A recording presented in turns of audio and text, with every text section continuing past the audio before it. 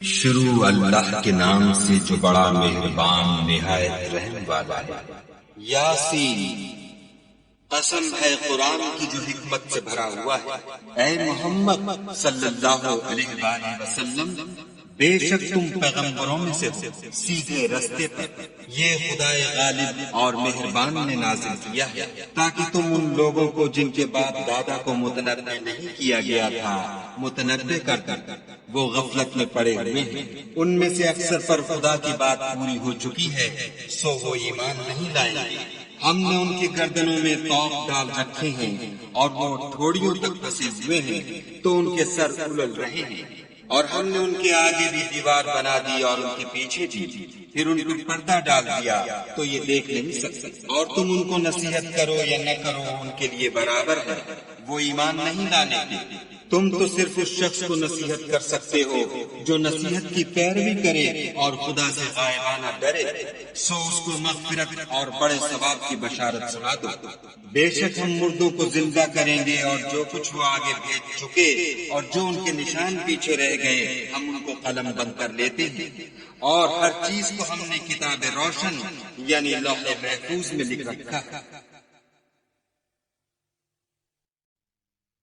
اور ان سے گاؤں والوں کا قصہ بیان کرو جب ان کے پاس پیغمبر آئے، یعنی جب ہم نے ان کی طرف 2 پیغمبر بھیجے تو انہوں نے ان کو جھٹلایا، پھر ہم نے تیسرے سے تقویت دی تو انہوں نے کہا کہ ہم تمہاری طرف پیغمبر ہو کر آئے۔ وہ بولے کہ تم اور کچھ نہیں مگر ہماری طرح کے آدمی ہو، اور خدا نے کوئی چیز بھی نازل نہیں کی، تم محض جھوٹ بولتے ہو۔ انہوں نے کہا کہ ہمارا پروردگار جانتا ہے کہ ہم تمہاری طرف پیغام دے کر بھیجے گئے ہیں، اور ہمارے ذمے تو صاف صاف پہنچا دینا ہے اور بس۔ وہ بولے کہ ہم تم کو نامبارک دیکھتے ہیں، اگر تم باز نہ آؤ گے تو ہم تمہیں سنگسار کر دیں گے اور تم کو ہم سے دکھ دینے والا عذاب پہنچے گا۔ انہوں نے کہا کہ تمہاری نحوست تمہارے ساتھ ہے، کیا اس لیے کہ تم کو نصیحت کی گئی، بلکہ تم ایسے لوگ ہو جو حد سے تجاوز کر گئے ہو۔ اور شہر کے پرلے کنارے سے ایک آدمی دوڑتا ہوا آیا، کہنے لگا کہ اے میری قوم، پیغمبروں کے پیچھے چلو، ایسوں کے جو تم سے صلہ نہیں مانگتے اور وہ سیدھے رستے پر ہیں۔ اور مجھے کیا ہے کہ میں اس کی پرستش نہ کروں جس نے مجھے پیدا کیا، اور اسی کی طرف تم کو لوٹ کر جانا ہے۔ کیا میں ان کو چھوڑ کر اوروں کو معبود بناؤں؟ اگر خدا میرے حق میں نقصان کرنا چاہے تو ان کی سفارش مجھے کچھ بھی فائدہ نہ دے سکے اور نہ وہ مجھے چھڑا ہی سکے، تب تو میں صریح گمراہی میں مبتلا ہو گیا۔ میں تمہارے پروردگار پر ایمان لایا ہوں، سو میری بات سن رکھو۔ حکم ہوا کہ بہشت میں داخل ہو جا۔ بولا کاش میری قوم کو خبر کہ خدا نے مجھے بخش دیا اور عزت والوں نے کیا، اور ہم نے اس کے بعد اس کی قوم پر کوئی لشکر نہیں اتارا، اور نہ ہم اتارنے والے تھے۔ وہ تو صرف ایک چنگھاڑ تھی آتشی، سو وہ اس سے ناگہاں بجھ کر رہ گئے۔ بندوں پر افسوس ہے کہ ان کے پاس کوئی پیغمبر نہیں آتا مگر اس سے تمسخر کرتے ہیں۔ کیا انہوں نے نہیں دیکھا کہ ہم نے ان سے پہلے بہت سے لوگوں کو ہلاک کر دیا تھا؟ اب وہ ان کی طرف لوٹ کر نہیں آئیں گے، اور سب کے سب ہمارے روبرو حاضر کیے جائیں گے۔ اور ایک نشانی ان کے لیے زمین مردہ ہے کہ ہم نے اس کو زندہ کیا اور اس میں سے اناج اگایا، پھر یہ اس میں سے کھاتے ہیں۔ اور اس میں کھجوروں اور انگوروں کے باغ پیدا کیے اور اس میں چشمے جاری کر دیے تاکہ یہ ان کے پھل کھائیں، اور ان کے ہاتھوں نے تو ان کو نہیں بنایا، تو پھر کیا یہ شکر نہیں کرتے؟ وہ خدا پاک ہے جس نے زمین کے نباتات کے اور خود ان کے اور جن چیزوں کی ان کو خبر نہیں سب کے جوڑے بنائے۔ اور ایک نشانی ان کے لیے رات ہے کہ اس میں سے ہم دن کو کھینچ لیتے ہیں تو اس وقت ان پر اندھیرا چھا جاتا ہے، اور سورج اپنے مقرر راستے پر چلتا رہتا ہے۔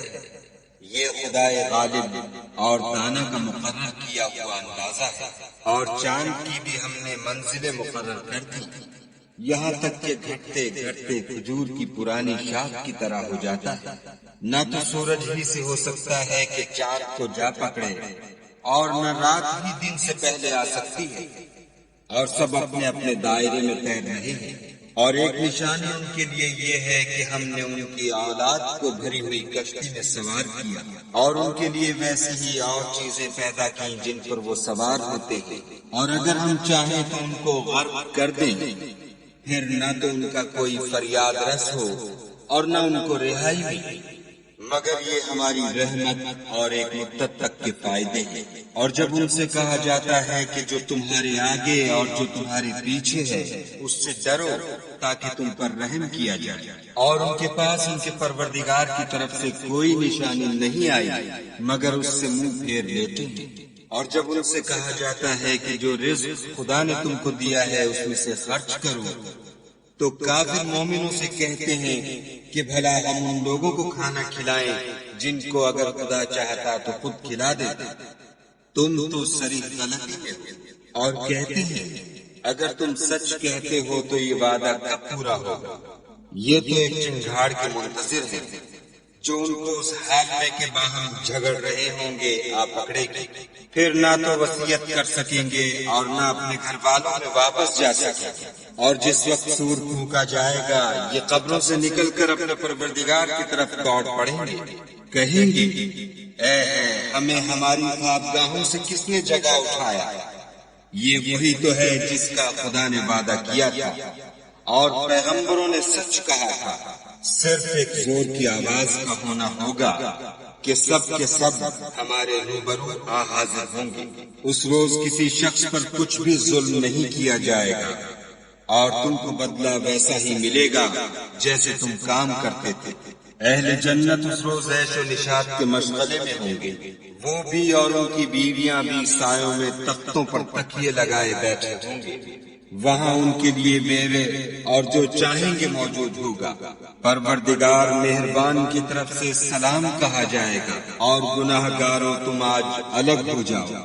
اے آدم کی اولاد، ہم نے تم سے کہہ نہیں دیا تھا کہ شیطان کو نہ پوجنا، وہ تمہارا کھلا دشمن ہے، اور یہ کہ میری ہی عبادت کرنا یہی سیدھا راستہ ہے۔ اور اس نے تم میں سے بہت سی خلقت کو گمراہ کر دیا تھا، تو کیا تم سمجھتے نہیں تھے؟